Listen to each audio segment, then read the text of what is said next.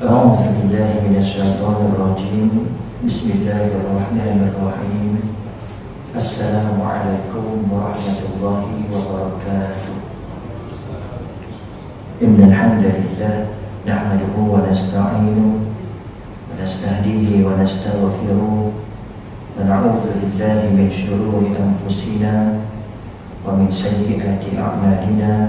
من يهده الله فلا مضل له ومن يضلله فلا هادي له.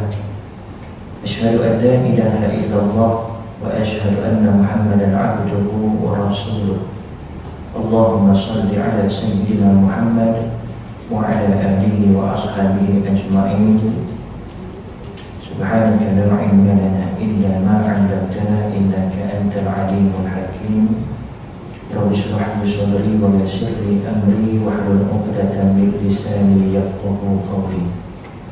أما بعد، قال النبي صلى الله عليه وسلم: تعلموا الفرائض وعلموها فإنها نصف العلم وهو ينسى وهو أول شيء ينسى من أمتي. Pelajarilah ilmu faraid dan ajarkanlah ia. Sesungguhnya ia adalah setengah daripada ilmu dan ia akan dilupakan. Dan sesungguhnya ia adalah ilmu yang pertama yang akan dicabut di kalangan umat. Yang dihormati Tuan Pengurus, Tuan Nazir, Tuan Imam, Tuan Bilal, pegawai serta ahli jawatan kuasa Masjid Nurul Huda, Walat Lempit, Penting, Selangor, yang saya mulakan pimpinan masyarakat, ketua kampung, para alim ulama, asatizah di kalangan tuan-tuan dan juga puan-puan, seterusnya muslimin muslimat hadirin hadirat. Alhamdulillah, pertama dan selamanya kita merafakkan kesyukuran kehadirat Allah Subhanahu wa taala atas nikmat iman dan juga Islam, atas izin dan juga rahmatnya dapat kita berkumpul pada malam ini bagi menyambung pengajian kita dalam kitab Faham Faraid karana Al-Fadil Ustaz Hamid Hadas bin Muhammad. Mudah-mudahan perjumpaan kita mendapat rahmat dari Allah Subhanahu wa taala sekaligus dapat menambah berat timbang amal kebaikan kita ketika bertemu dengan Allah di padang mahsyar nanti insya-Allah. Muslimin yang dirahmati Allah, insya-Allah malam ini kita akan sambung pada buku surat yang ke-7 dalam tajuk tujuan ilmu faraid. Yang lepas kita dah bincangkan tentang peranan ilmu faraid. Secara ringkas dalam kitab ini penulis meletakkan 6. Pertama, untuk mengenal pasti harta pusaka, sama ada ianya harta pusaka ataupun tidak. Perlu kita tahu kerana setiap harta pusaka wajib tertakluk dengan hukum faraid. Tak boleh suka-suka hati waris gunakan harta kerana terikat dengan undang-undang, terikat dengan hukum faraid. Yang kedua, peranan ilmu faraid untuk memastikan perkara-perkara yang wajib dilakukan sebelum daripada faraid. Jangan kita ingat orang tua kita meninggal dunia, dalam kepala kita harta. Tidak. Ada 4 perkara sebelum daripada faraid yang wajib kita dahulukan sebelum daripada faraid. Kemudian peranan yang ketiga untuk mengenal pasti ahli keluarga. Siapa dia di kalangan ahli keluarga yang merupakan waris, yang mana bukan waris. Ini peranan ilmu faraid untuk kita tentukan siapa dia waris di kalangan ahli keluarga. Kemudian yang keempat, untuk memastikan ahli waris siapa yang berhak pada. Kerana di kalangan ahli waris tak semua dapat, ada yang menjadi penghalang dan ada yang terhalang. Kemudian yang kelima, untuk menetapkan bahagian setiap ahli waris yang berhak. Ada bahagiannya 1/2, 1/3, 1/6. Semuanya ini ditentukan oleh Allah Subhanahu wa taala. Dan yang keenam, untuk menghitung bahagian melalui kaedah-kaedah. Apa juga kaedah? Banyak para ulama memberi panduan untuk menguasai ilmu faraid ini, terutama dari sudut pengiraan. Jadi apa juga tak kisah, yang penting jawapannya betul. Seperti contoh, nak mendapatkan jawapan daripada 100, boleh jadi 2 kali 50, boleh jadi 5 kali 20, boleh jadi 25 kali 4. Jawapannya tetap 100. Apa juga kaedah pengiraan, asalkan bahagian itu tepat dan betul untuk setiap ahli waris. Kemudian hari ini kita sambung tujuan ilmu faraid. Ilmu faraid adalah bertujuan untuk menentukan dan memberikan bahagian tertentu daripada harta pusaka si mati kepada ahli warisnya yang berhak. Ini antara tujuannya, tak lain tak bukan untuk kita tahu siapa dia ahli waris di kalangan keluarga si mati, siapa yang berhak mendapat, kemudian berapa bahagian dia, dan kirakan berapa harta yang dia akan dapat. Kalau tanah mungkin ukuran ekar dan sebagainya, kalau duit berapa ringgit, berapa sennya, kalau saham begitu juga dan sebagainya. Sejarah pewarisan harta pusaka. Sejarah pembahagian harta pusaka dapat dibahagikan kepada dua masa, iaitu sebelum dan selepas kedatangan Islam. Apabila Nabi Muhammad SAW diutuskan menjadi Rasul, tidak sepenuhnya pengamalan faraid itu dijalankan terus, tidak, tetapi secara berperingkat. Jadi dalam kitab ini penulis meletakkan dua fasa. Fasa pertama, sebelum datangnya Islam, kita akan kenal dan tahu bagaimana cara orang jahiliyah sebelum datang Islam mereka membahagikan pusaka kepada waris-waris mereka. Dan selepas datangnya Islam, kemudian yang pertama kita masuk sebelum kedatangan Islam. Ketika zaman jahiliyah, hanya lelaki dewasa yang berhak mempusakai harta warisan si mati. Mereka akan mewarisi harta pusaka melalui tiga keadaan sebelum datang Islam. Cara mereka membahagikan pusaka hanya di kalangan keluarga lelaki dewasa sahaja yang boleh mempusakai harta. Adapun wanita, sekalipun wanita itu badu kepada si mati, ibu kepada si mati, ataupun lelaki yang masih kanak-kanak, juga ternafi daripada mewarisi pusaka. Yang dapat siapa? Hanya lelaki dewasa sahaja, ayah si mati atau adik-beradik si mati. Itu pun hanya lelaki sahaja. Jadi dengan cara begitu, walaupun hanya lelaki, ada tiga cara, tiga kaedah, tiga keadaan mereka akan mewarisi. Pertama, dengan sebab nasab, an-nasabu. Pada ketika itu, bukan semua ahli keluarga akan mendapat harta pusaka. Hanya golongan lelaki dewasa, iaitu ar-rijal, yang dapat mewarisi harta pusaka ahli keluarganya. Alasan mereka ialah kaum wanita dan kanak-kanak merupakan golongan yang lemah. Kalau kita lihat sejarah sebelum datang Islam, kedudukan wanita ini, na'udzubillah, tak sampai hati kita nak sebut, terlalu rendah. Bahkan mereka boleh jual. Manusia yang dikatakan wanita itu boleh dijual beli, seperti hamba. Ialah hamba lah. Maknanya taraf ataupun kedudukan darjat wanita sebelum datangnya Islam sangat-sangat rendah dan tidak diambil penting ketika zaman jahiliyah itu. Maka datang Islam, salah satunya untuk memberi menaikkan darjat bagi golongan wanita. Bukan hanya darjat, bahkan untuk memelihara maruah diri wanita. Wanita diwajibkan menutup aurat, bukan untuk mereka saja, bukan untuk tujuan perintah Allah sahaja, bahkan untuk melindungi maruah mereka daripada terdedah dilihat oleh orang lain. Lihat bagaimana solat cara wanita. Kalau lelaki solat kita angkat takbir tu besar, Allahu Akbar. Tetapi bagi wanita kuncup. Orang lelaki bila nak rukuk kita kangkangkan sunat. Cuma kalau berjemaah janganlah, kesian orang sebelah. Begitu juga ketika sujud bagi orang lelaki, sunat kita kangkangkan kita punya kepak kita ni. Sehingga hadis Nabi SAW, ada hadis Nabi mengatakan sehingga boleh anak kambing lalu di bawah kita ketika sujud. Nak katanya sunat bagi lelaki mengembangkan, tetapi bagi wanita tidak. Sunat bahkan bagi dia untuk memunculkan. Ini nak menjaga dari segi orang kata maruah diri wanita itu terjaga, bukan hanya di luar sembahyang, bahkan dalam solat itu Allah nak tunjukkan bagaimana aurat yang terjaga, bagaimana sopan dirinya itu di hadapan Allah. Bahkan kalau tidak dilihat oleh manusia pun begitu juga keadaan dia ketika solat bersendirian. termasuk dalam urusan faraid, untuk menaikkan derajat, untuk menaikkan maruah diri wanita, yang mana sebelum itu mereka terhalang langsung, tak dapat apa-apa, tetapi datang Islam menaikkan martabat mereka. Ada juga bahagian daripada pusaka keluarga mereka. Golongan ini tidak berupaya untuk melindungi suku kaum mereka. Ini alasan mereka. Kerana kanak-kanak dan juga wanita ini tidak berupaya untuk melindungi suku kaum mereka daripada serangan musuh. Oleh itu mereka terhalang daripada mewarisi harta pusaka.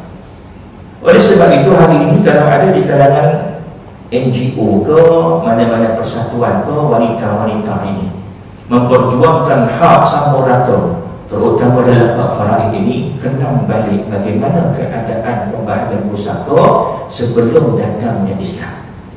Jika mereka boleh melihat sejarah bagaimana mereka dinafikan hak mewarisi, sehingga datang Islam untuk menaikkan martabat mereka, menaikkan maruah mereka, saya yakin dan pasti golongan-golongan wanita ini akan berasa syukur kepada Allah.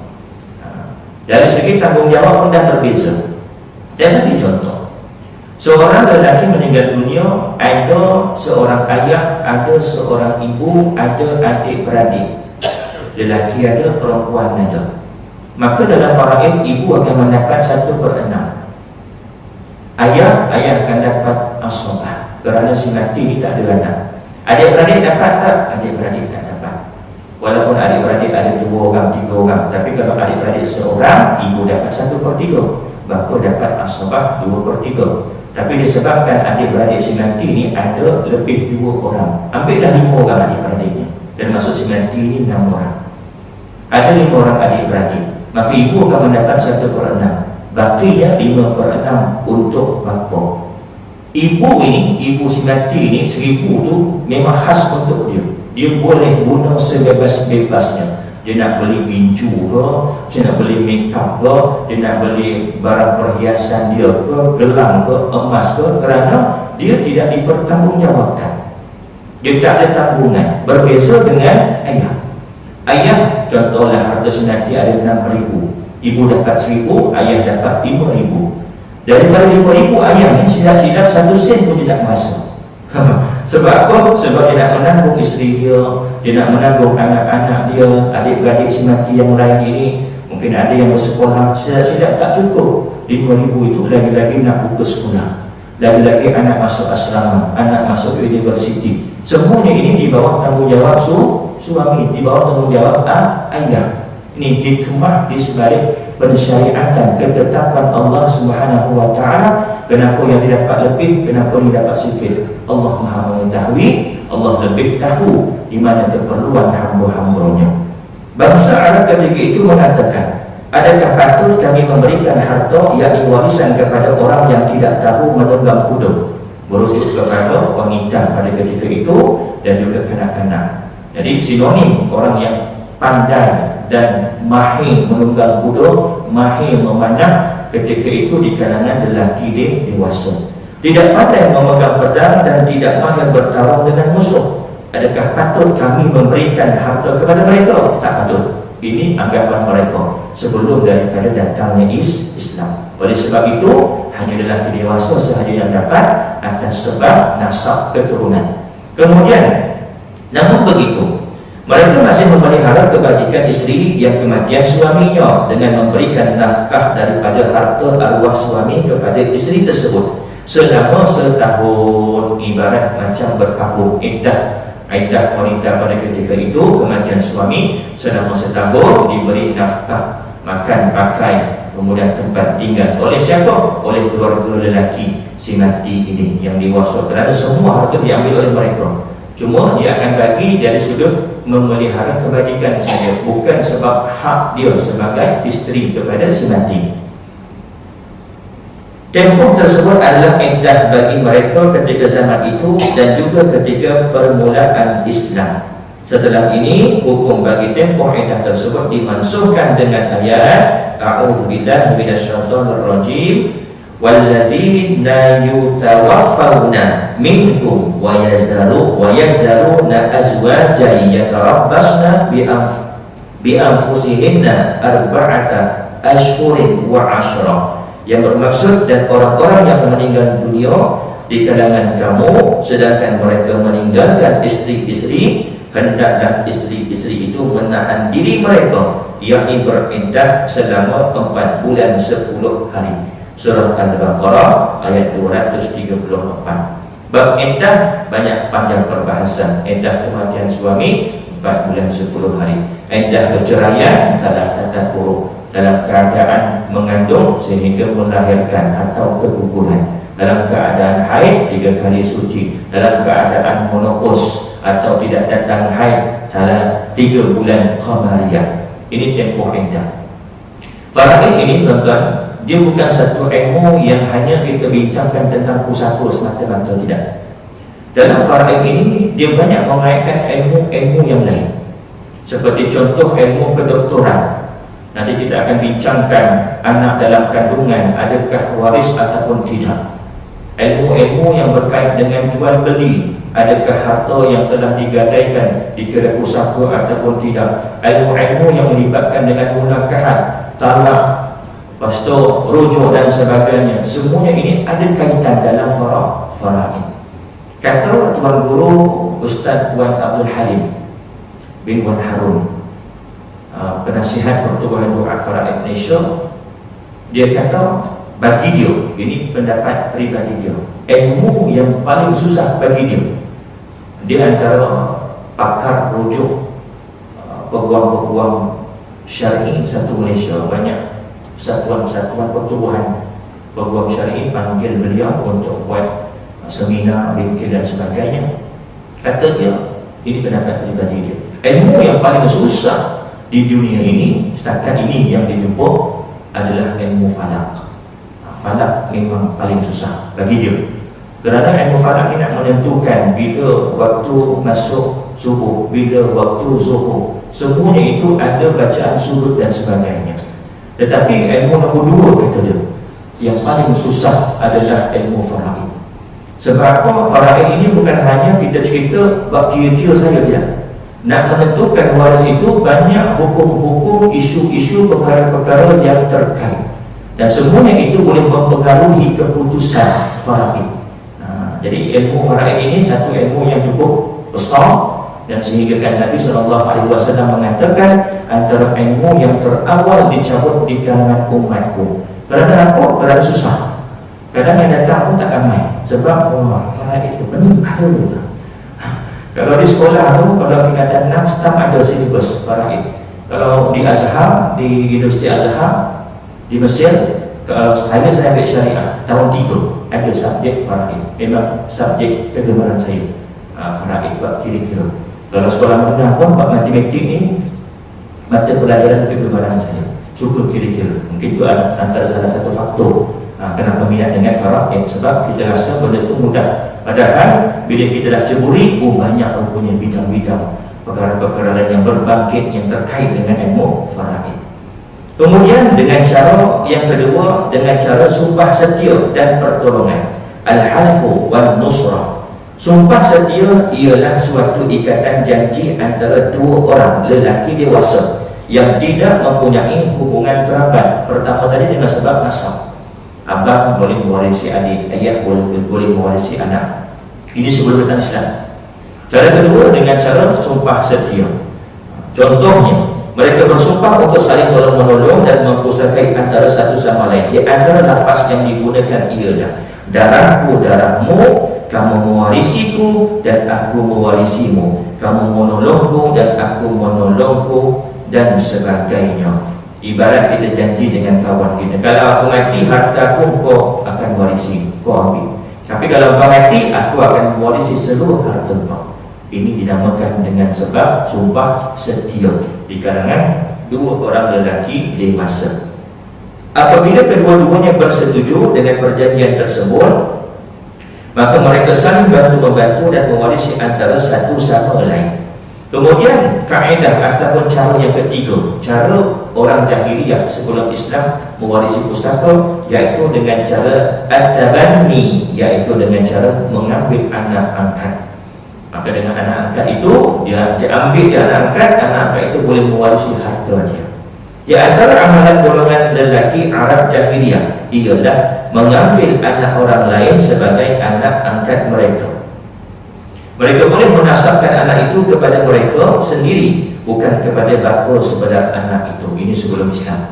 Jangan bunuh waktu sekarang. Hukumnya haram menasabkan anak angkat kepada bapa angkatnya. Bahkan haram menasabkan anak biologi dengan bapa biologi. Maksudnya begini, seorang lelaki dan perempuan na'udzubillah terlanjur, kemudian wanita ini mengandung, maka lelaki ini berasa bertanggungjawab nak nikah dengan perempuan ini. Bila dilahirkan, anak ini tadi tak boleh dibinkan atau dibintikan dengan bapa yang ini, bapa biologi lah maksudnya. Dari segi biologi betul, dia pergi dekat makmal contoh, buat ujian DNA, betul memang confirm anak ini anak saya, DNA saya sama dengan DNA dia, memang betul anak saya, tetap tak boleh dinasabkan. Kerana apa? Luar pernikahan. Hanya dengan sebab nikah maka dia boleh dinasabkan kepada bapanya. Jadi anak ini kalau mati bapa biologi, anak ini tidak boleh mewarisi harta bapa dia. Bapa biologi lah maksudnya. Tapi hubungan anak, kita panggil anak zina lah, anak luar nikah, anak zina ini dengan ibunya tidak terputus. Dengan ibunya tidak terputus, dalam dunia dia dianggap tidak ada bapa, tetapi dia ada ibu. Jadi kalau ibunya meninggal dunia, dia boleh mewarisi harta ibunya. Anda bisa kata selepas perkahwinan tadi, lahir dia dalam keadaan di luar pernikahan, kemudian mengandung lagi isterinya, ada anak lagi, ada anak lagi, bermakna anak-anak yang baru itu dengan anak yang tidak sah taraf tadi dikira sebagai adik-beradik seibu. Satu ibu, lain bapa. Walaupun biologi bapa yang betul, tapi disebabkan di luar pernikahan. Menurut mereka, bapa dan anak angkat tersebut boleh mempusakai antara satu sama lain jika salah seorang meninggal dunia. Ini cara bagaimana orang Arab jahiliyah mempraktikkan pusaka dalam pembahagian pusaka. Kemudian selepas kedatangan Islam, hukum faraid tidak dilaksanakan serta-merta setelah ajaran Islam mula berkembang di bumi Mekah. Hukum pembahagian pusaka diperintahkan secara berperingkat adalah bertujuan supaya tidak membebankan umat Islam ketika itu untuk mengamalkannya. Bagaimana kalau kita lihat hukum pelaksanaan pengharaman arak itu juga berperingkat, sama juga keadaan hukum pelaksanaan faraid itu berperingkat. Supaya apa? Supaya umat Islam pada ketika itu mudah untuk menerima sesuatu perkara yang baru. Terdapat 4 peringkat dalam melaksanakan hukum pewarisan dari permulaan Islam sehinggalah Islam itu menjadi kuat. Pertama, pada permulaan Islam, ikatan sumpah setia dan pertolongan yang dibuat ketika zaman jahiliyah masih lagi diteruskan, yaitu ikatan janji untuk pertolongan dan pewarisan di antara 2 orang lelaki yang bersahabat. Kalau aku mati, engkau ambil harta aku semua, tapi kalau engkau mati, aku akan ambil harta kau semua. Di kalangan 2 orang lelaki dewasa yang bersahabat, masih lagi diteruskan. Mereka bersumpah akan saling tolong-menolong antara satu sama lain ketika mereka hidup dan saling mewarisi apabila salah seorang daripada mereka meninggal dunia. Bahagian yang diwarisi adalah 1/6. Masih lagi tetapi tak dapat semua. Ini selepas datang Islam. Nak mengontrol, nak kata tak boleh langsung, takut-takut. Allah Maha mengetahui di sebalik perintah Allah berperingkat-peringkat itu, tapi hikmah yang mungkin kita boleh cari supaya umat Islam pada ketika itu mudah untuk menerima dan tak terkejut dan tak terasa macam Islam ni datang seolah-olah macam menghilangkan segala adat dan budaya mereka pada ketika itu, budaya, adat nenek moyang mereka dan sebagainya. Firman Allah Subhanahu wa taala, a'udzubillahi minasyaitonir rajim, walladzina 'aqadat aymanukum fa'atuhum bahum innallaha kana ala kulli syai'in syahida. Dan mana-mana orang yang kamu telah membuat ikatan setia dengan mereka, yakni untuk membantu dalam masa kecemasan dan kesusahan, maka berikanlah kepada mereka bahagiannya 1/6. Sesungguhnya Allah sentiasa menyaksikan tiap-tiap sesuatu. Surah An-Nisa ayat yang ke-33. Ayat ini walaupun masih wujud dalam Quran, tetapi hukumnya tidak terpakai lagi, dimansuhkan. Jadi tuan-tuan jangan rujuk pada ayat ini. Ayat ini, hukum ini telah dimansuhkan. Jadi finalnya adalah dengan cara faraid. Nanti kita akan masuk lebih terperinci. Kemudian hukum tersebut dimansuhkan dengan ayat ini. A'udzubillahi minasyaitonir rajim. Wa ulul arhami ba'dhum awla bi ba'din fi kitabillah innallaha bikulli syai'in alim. Yang bermaksud dalam pada itu orang-orang yang mempunyai pertalian kerabat, setengahnya lebih layak atas setengahnya yang lain menurut hukum kitab Allah. Sesungguhnya Allah mengetahui akan tiap-tiap sesuatu. Tadi sebelum tu tak ada pertalian keluarga, hanya dua orang lelaki dewasa saling berjanji setia, kawan-kawan pun boleh. Dalam ayat ini yang tadi dimaksudkan diganti dengan ini, iaitu hanya di kalangan kerabat sahaja. Di kalangan kerabat ada hubungan kekeluargaan. Selain itu juga sistem pengambilan anak angkat masih diteruskan pada permulaan Islam.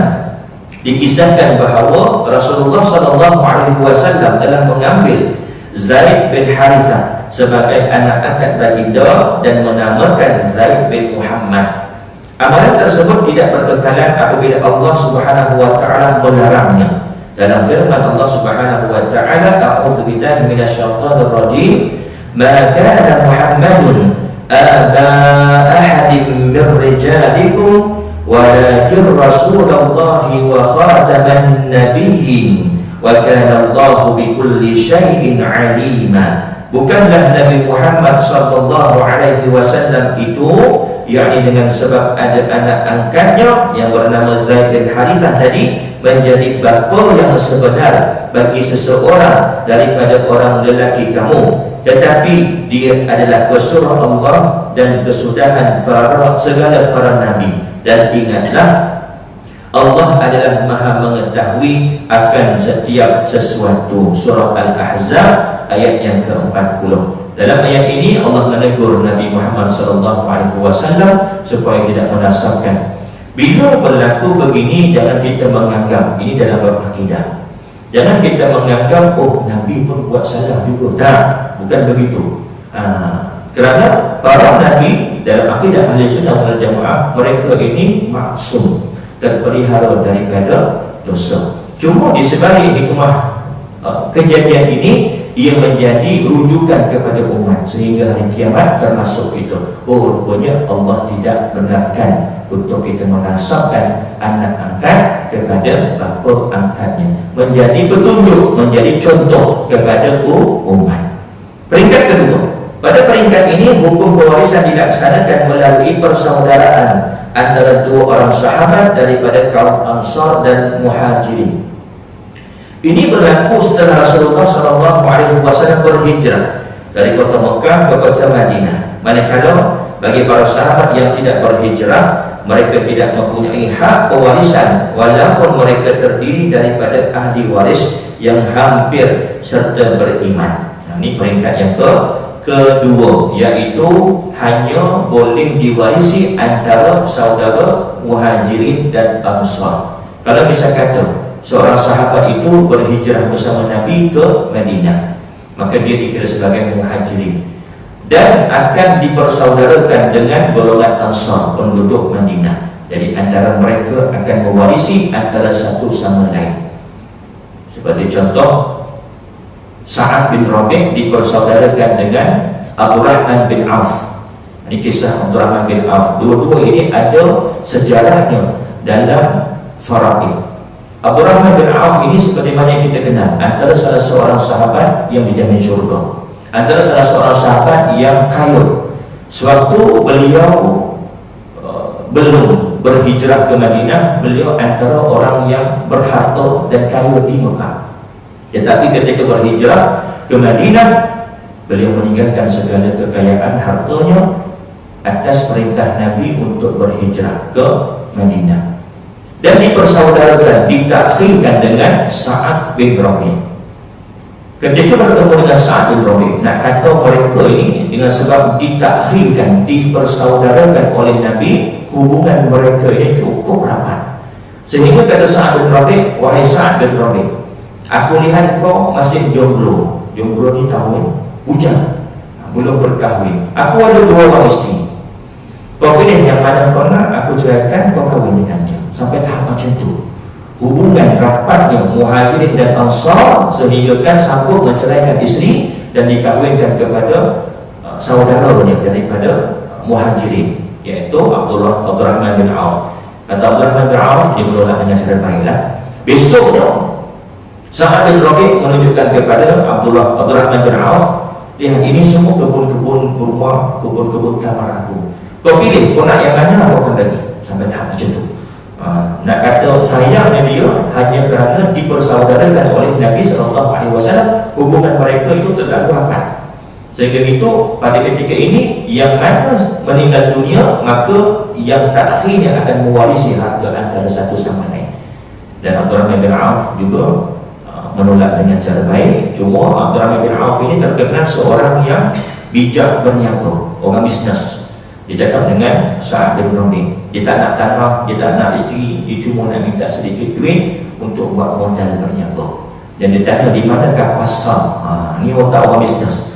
Otak orang bisnes dia akan cari tempat mana yang mana ramai prospek, ramai pelanggan untuk dia buat urusan jual beli. Jadi ditakdirkan oleh Allah Subhanahu wa taala, Abdurrahman bin Auf ini ketika di Madinah dia berniaga dan akhirnya dia juga dikira sebagai antara orang yang terkaya ketika itu. Sebelum wafatnya itu dia dah menjadi orang yang sangat kaya. Dan ada kisahnya nanti dalam bab taharruj, di mana salah seorang isteri Abdurrahman bin Auf meminta cerai, diceraikan oleh Abdurrahman bin Auf seketika Abdurrahman bin Auf dalam keadaan maradullah. Nanti kita akan cerita dalam bab itu. Dan ditebus bahagian isteri yang diceraikan itu, tetapi masih lagi dalam tempoh iddah. Talak raj'i, bukan talak bain. Ini kita kaitkan juga dengan bab munakahan, walaupun faraid, tapi berkait dengan munakahan. Kalau talak raj'i, isteri yang diceraikan oleh suami dalam tempoh masih ada iddah, bila meninggal salah seorang, saling mewarisi antara satu sama lain. Tetapi kalau talak bain sughra atau bain kubra, apatah lagi, maka bila berlaku kematian tidak ada lagi hubungan. Ini bagi masalah pusaka. Iddah tu terkait dengan dia punya raja'in tu, sebab selagi mana ada tempoh iddah. Laki ada iddah tak? Kita selingan, orang lelaki ada iddah tak? Ada iddah. Baru jumpa, baru dengar malam ni. Ada 2 keadaan lelaki ada iddah. Pertama, ketika mana? Ketika dia dah ada 4 orang isteri. Dah cukup kotak. Dia ceraikan salah seorang, talak raj'i. Kemudian dia nak kahwin lagi satu untuk cukupkan kotak dia balik. 4 orang. Tak boleh. Dia dah tunggu habis iddah isteri yang diceraikan ini. Kerana isteri yang diceraikan ini talak raj'i.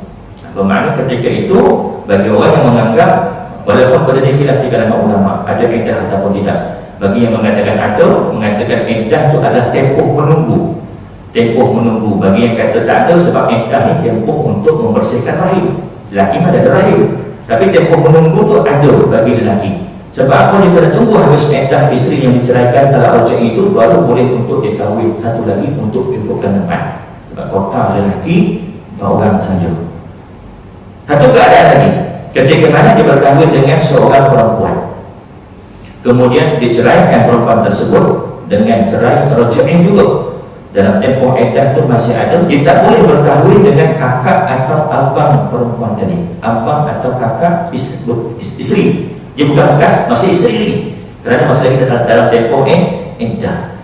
Tunggu habis iddah baru dia boleh berkahwin dengan kakak dia. ataupun adik perempuannya. Kerana kita dalam Islam dilarang untuk kita menghimpunkan dua saudara sebagai isteri kita. Kakak isteri pertama, adiknya, adik kandung ni isteri kedua, kita tak boleh, haram. Tak boleh menghimpunkan dua saudara. Azan kita ngam-ngam azan kita berikan berkatan kepada kita sambung sedikit insyaAllah.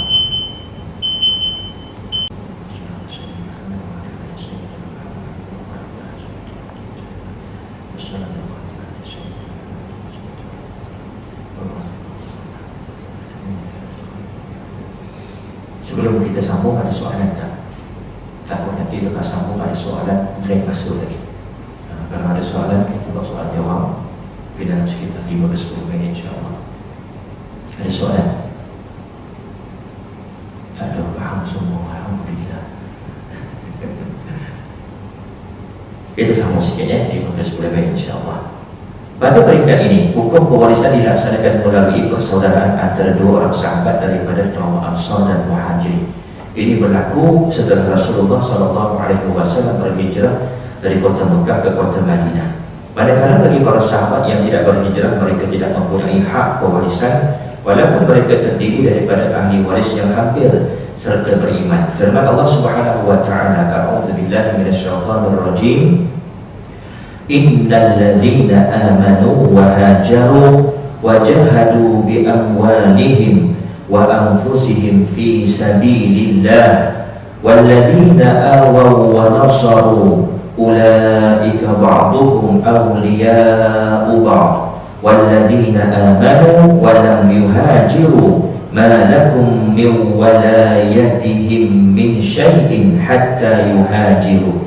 Sesungguhnya orang-orang yang beriman dan berhijrah serta berjihad dengan harta benda dan jiwa mereka pada jalan Allah, dan orang-orang yakni Ansar yang memberi tempat kediaman dan pertolongan kepada orang-orang Islam yang berhijrah itu, mereka semuanya menjadi penyokong dan pembela antara satu dengan yang lain, yakni pada pertolongan dan pewarisan.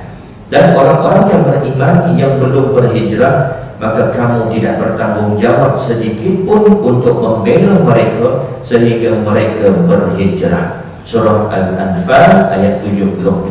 Walaupun hubungan anak dan juga ayah, anak berhijrah, ayah tidak berhijrah, maka putus hubungan, tak boleh mewarisi. Kerana pada ketika itu hukum pewarisan antara golongan Muhajirin dan juga Ansar.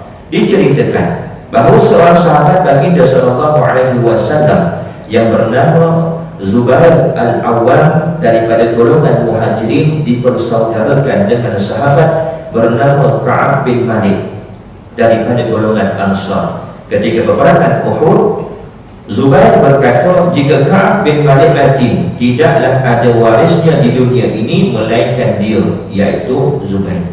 Kemudian hukum tersebut dimansuhkan dengan ayat berikut, A'udzubillahi minasyaitonir rajim, wa ulul arhami ba'duhum awla bi ba'din fi kitabillah minal mu'minina wal muhajirina illa an taf'alu ila awliyaikum ma'rufan. Dan orang-orang yang mempunyai pertalian kerabat, setengahnya lebih berhak yakni mewarisi akan setengahnya yang lain menurut hukum kitab Allah daripada orang-orang yang beriman dan orang-orang Muhajirin, yakni yang bukan kerabatnya, kecuali kalau kamu hendak berbuat baik kepada sahabat-sahabat karib kamu, iaitu dengan cara berwasiat. Hukum yang pusaka antara Muhajirin dan Ansar walaupun tiada pertalian saudara dimansuhkan, digantikan dengan ayat ini, iaitu yang ada mempunyai pertalian kerabat, setengahnya lebih berhak mewarisi. Dan kalau bisa kata nak bagi juga dekat takhir tadi dengan yang dipersaudarakan di kalangan Muhajirin dan Ansar, boleh atas nama wasiat, bukan lagi atas nama pewarisan atau pusaka. Setelah turunnya ayat ini, harta mereka dikembalikan kepada ahli waris mereka yang sah mengikut ketetapan Allah Ta'ala, yang mana mereka saling mewarisi sebelum ini hanya kerana golongan Muhajirin dan Ansar yang tiada hubungan kerabat, mereka pulangkan balik, berikan kepada kerabat-kerabat si mati, kerabat-kerabat arwah. Peringkat ketiga, seterusnya hukum pewarisan pada peringkat kedua diganti dengan wasiat wajibah bagi kedua ibu bapa dan kaum kerabat. Firman Allah Subhanahu wa taala, a'udzu billahi minasyaitonir rajim, kutiba 'alaikum idza hadara ahadakumul maut in taraka khairan wasiyatu lil walidaini wal aqrabina bil ma'ruf haqqan 'alal muttaqin. Kamu diwajibkan apabila seseorang daripada kamu hampir mati, jika dia ada meninggalkan harta, hendaklah dia membuat wasiat untuk ibu bapa dan kaum kerabat dengan cara yang baik, yakni menurut peraturan agama, sebagai suatu kewajipan atas orang-orang yang bertakwa. Surah Al-Baqarah ayat 180. Ayat ini kalau orang melihat dari segi makna, bermakna dia menganggap boleh wasiat kepada ibu bapa dan kerabat. Dan ingat, ini sebelum daripada turunnya ayat faraid. Maka bila turun ayat faraid, Allah dah menetapkan satu hukum final berkenaan tentang pewarisan. Ayat ini dimansuhkan, maknanya tak boleh lagi wasiat kepada ahli waris, termasuk ibu bapa dan juga kerabat. Peringkat keempat, pada peringkat terakhir ini, hukum wasiat wajibah tadi ditukarkan dengan hukum faraid. Selepas turunnya ayat yang ke-11 di dalam surah An-Nisa, sistem pewarisan Islam ini menentukan kadar bahagian bagi setiap ahli waris secara terperinci. Surah An-Nisa ayat yang ke-11, kalau tuan-tuan lihat, Allah menerangkan, Allah memerintahkan dalam urusan pembahagian bagi anak-anak dan kedua ibu bapa. 3 ayat Al-Quran menjadi sumber untuk ulama mengistinbat hukum siapa dia ahli waris dan berapa bahagian-bahagian mereka bagi ahli fardu. Surah An-Nisa ayat yang ke-11, Surah An-Nisa ayat yang ke-12, Surah An-Nisa ayat 176. Surah An-Nisa ayat 11 untuk anak-anak dan kedua ibu bapa. Surah An-Nisa ayat yang ke-12 untuk suami isteri dan juga untuk adik-beradik seibu. Surah An-Nisa ayat 176 untuk adik-beradik seibu sebapa dan juga adik-beradik sebapa. Tuan-tuan boleh lihat dalam Quran, lihat terjemahan, lihat tafsir, terperinci Allah menentukan bahagian-bahagian ahli waris ini. Bila turun ayat faraid ini, segala hukum-hukum sebelum ini, ayat-ayat yang kita bacakan tadi, semuanya dimansuhkan, termasuk dalam wasiat wajibah tadi, iaitu ketika kita hampir mati dulu, kalau kita dalam keadaan maradul maut, hampir mati, wajib pada ketika itu kita berwasiat supaya harta kita ini diberikan kepada ibu bapa dan kerabat. Bila turun ayat faraid, maka hukum itu dimansuhkan daripada wajibnya berwasiat menjadi sunat. Dah tak wajib lagi berwasiat, tetapi hukumnya sunat. Tapi kena ingat, hukum berwasiat sunat, hukum pelaksanaan wasiat wajib. Hukum berwasiat sunat, maksudnya apa? Kalau kita nak berwasiat, waktu kita hidup, kita nak berwasiat, yang cakap dengan bini kita, ini ada RM5,000, kalau abang meninggal dunia, bagi ke Masjid Nurul Huda. Abang wasiat, abang niat nak bagi, nak buat wakaf ke, infak ke, apa-apalah. Ini dinamakan wasiat. Hukum kita berwasiat sebegitu sunat. Bila kita meninggal dunia, bila dilihat wasiat tadi cukup rukunnya, cukup syaratnya, maka pada ketika itu wajib waris-waris melaksanakan wasiat tadi. Jadi ada 2 hukum di situ, hukum berwasiat dan hukum pelaksanaan wasiat. Dua-dua ini berbeza. Hukum berwasiat kitalah pemilik harta semasa dia hidup, tetapi hukum melaksanakan wasiat jatuh kepada ahli waris. Jika cukup rukun wasiat, tidak menyalahi rukun, tidak menyalahi syarat, maka wajib dilaksanakan wasiat tersebut. Apabila turunnya ayat-ayat tentang faraid, baginda Rasulullah SAW bersabda, Inna Allah qad a'ta kulli dzi haqqin haqqahu fala wasiyata li warithin. Sesungguhnya Allah Ta'ala telah memberikan kepada setiap yang berhak akan haknya. Ketahuilah bahawa tiada wasiat kepada ahli waris. Hadis riwayat Abu Daud. Bila Rasulullah SAW memberi perintah ini selepas turunnya ayat-ayat faraid tadi, surah An-Nisa ayat 11, ayat 12, ayat 176, maka Nabi memerintahkan, Innallaha qad a'ta kullu dzi haqqin haqqahu fala wasiyata liwarithin. Sesungguhnya Allah telah berikan hak pewarisan itu kepada ahlinya. Ahli di sini merujuk kepada ahli waris yang Allah tetapkan. Fala wasiyata liwarithin, maka tidak ada lagi wasiat kepada ahli waris. Cuma dalam riwayat lain ada sambungannya, illa ayyasha'a waratha, melainkan diberi keizinan oleh waris-waris. Ini nanti kita akan masuk lebih terperinci dalam bab wasiat. Apa dia rukun, apa dia syarat sahnya. Kalau syarat tidak menepati, bermakna tak wajib waris-waris laksanakan wasiat tadi. Apa beza rukun dan juga syarat? Rukun ini perkara mesti kena ada dia.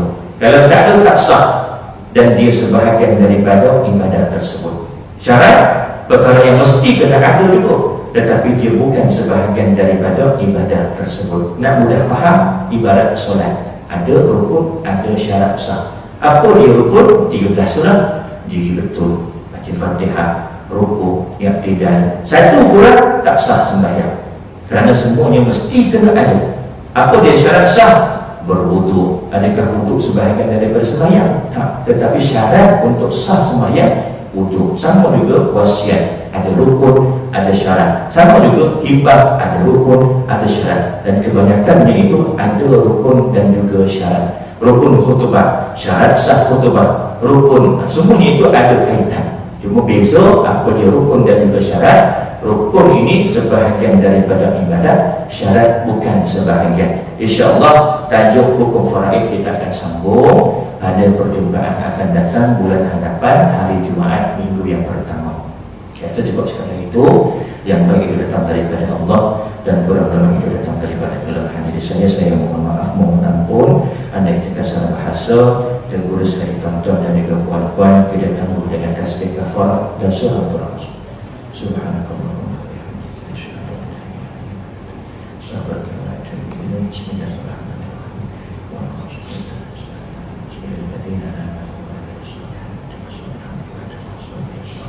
Bismillahirrahmanirrahim. Alhamdulillahi rabbil alamin, wassalatu wassalamu ala asyrafil anbiya wal mursalin wa ala alihi wa sahbihi ajma'in.